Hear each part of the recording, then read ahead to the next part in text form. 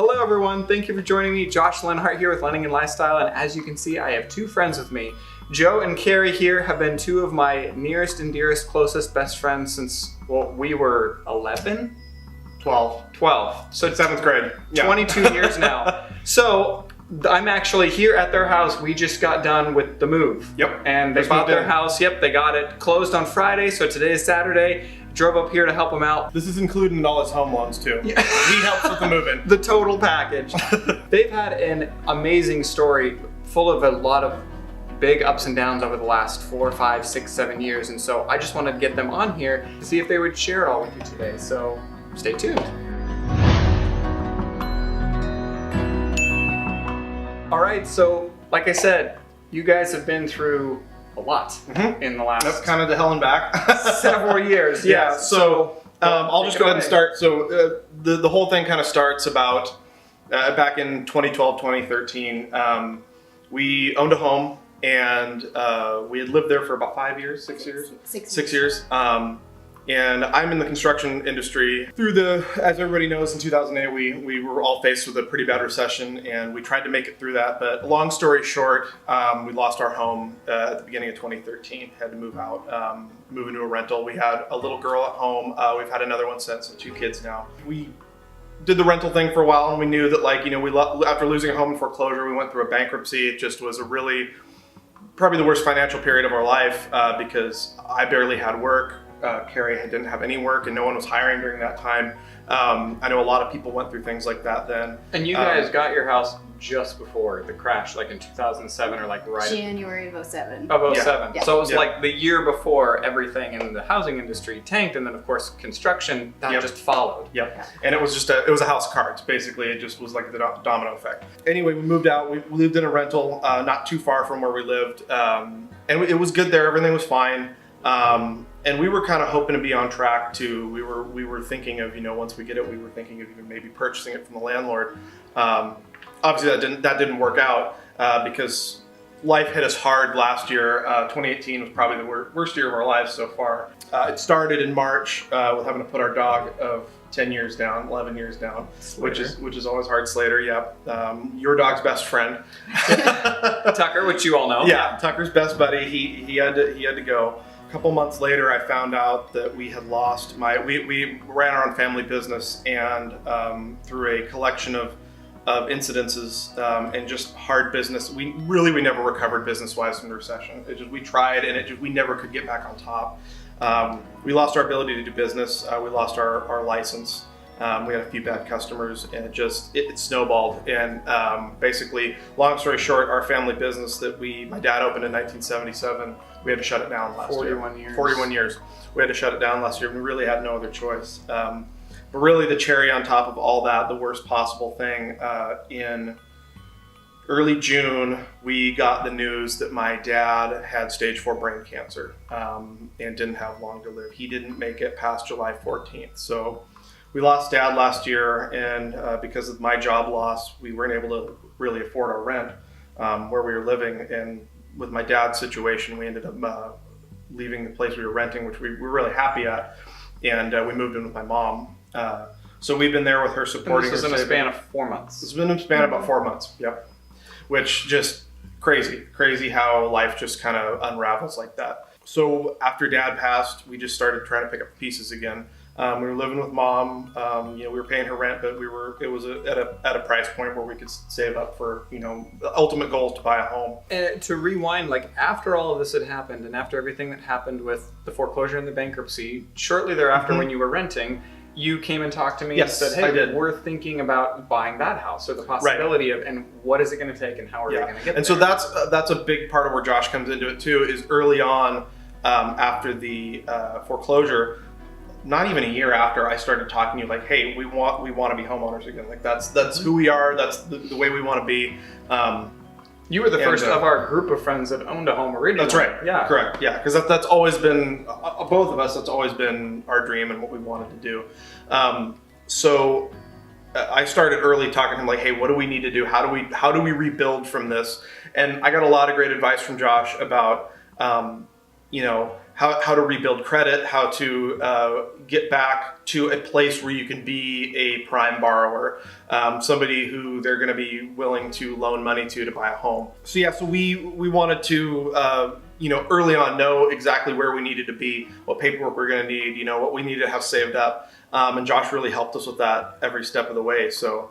Even though I'm not a credit counselor, I can still just the basics. Of and it's like you obviously you're not a financial counselor or anything like that, but you know what people need to do, and he's very good at explaining to you people where they need to be in order to be in the best position to buy a home.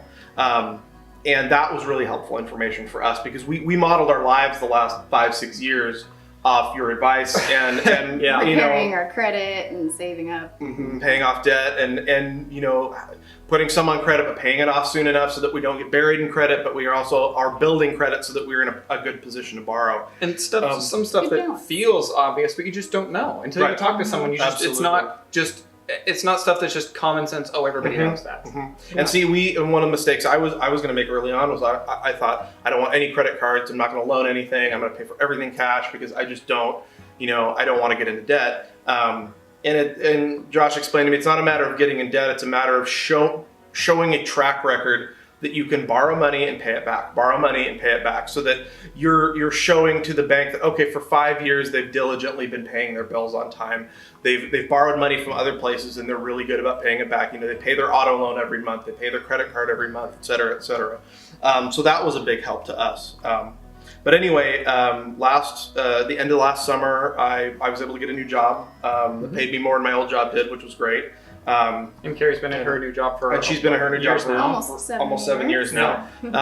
So we were finally in a position hey, we can actually save up some money. We might actually be able to do this thing, For years, Carrie and I felt like that's it, we're done. We're never gonna, you get that gut feeling of it's never gonna happen for us again. We'll never be able to buy a home.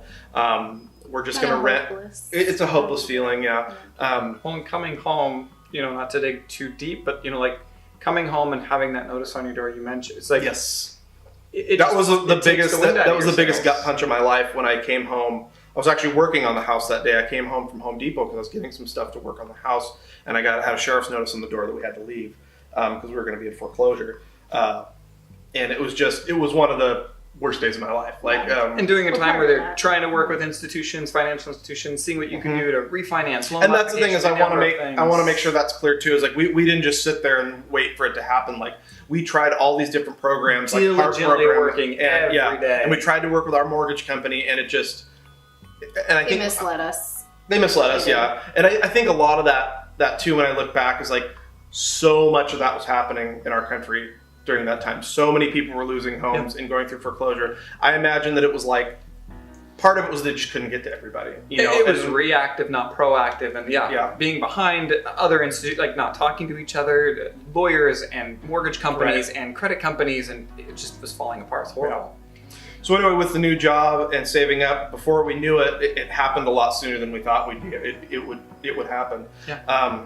And Josh, it was a bit of a surprise. It was very surprising. We can't believe we're standing here in our house now. About every other day, it was, "Are you sure this is? Are you sure this is gonna happen?" Yeah. This guy, he's so happy to have my file closed because very patient. Because he was very patient with us, very helpful. I'm sure he's glad to have this file behind him because I bugged him on a regular basis, but he was always very gracious and always took the time to explain things to me. Sometimes I just had to give him a call just to say, "Hey, I'm confused about what's happening with this step. Could you please lay it out for me?"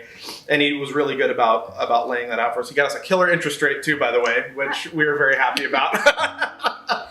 It's crazy because the house we bought now is actually on the same street, 3 houses down from the one we house that foreclosed upon. Yeah, and it's a better house too. So we kind of came full circle, if you will. It was a good deal. Yeah, it was amazing. And the other amazing thing was Josh started working with us before our foreclosure was officially off our record, because he was able to pull that information and find out that actually on my birthday this year, about less than a month ago, was the day that it came off, and the next Monday he was like on it like white on rice, getting that order the appraisal and getting everything going, and then like from there it's just been like gangbusters. So. Yeah, FHA 3 years from the discharge date is when you can order the appraisal and get everything going. So we had already proceeded with everything, and that we were just waiting for that day, and it was on his birthday. It was a glorious day. It was a good birthday. And it was a great birthday. We went to a Blazer game too. Yes, we did. So the reason that I was so inspired by this story is that because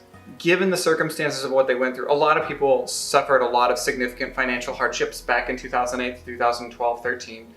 A lot of people, not a lot of people, went through that and the personal struggles. But you and I had a conversation about how amazing it was that, like, kind of living the American dream, that in just a year's time, how much that can turn around for you with just like putting your head down, working hard, talking to the right people, getting a path. I mean, that's why I encourage people to talk to me who even aren't set up to buy a home yet, is designing a path for you to get there. And because they had already been doing that for so long and setting themselves up, the day their foreclosure fell off, we ordered an appraisal and they're in a house now 2.5, 3 weeks later. Like my biggest thing is like don't throw the towel in and talk to somebody, talk to this guy because you might be able to do something you don't think you can do. We had been talking. Can't give up hope. Yeah, and Carrie thought, she was like, oh, it's still going to be at least a year before we can even get pre-qualified. They were very skeptical. We were very skeptical. So I talked to him and he said, well, just I'll run the information, let me see it. And then like the next day he called me, he's like, you're pre-qualified. And I was like, what? And I called her and told her, and she was like, are you messing with me? Like, don't mess with me right now. I've never been so happy to see all my stuff in cardboard boxes.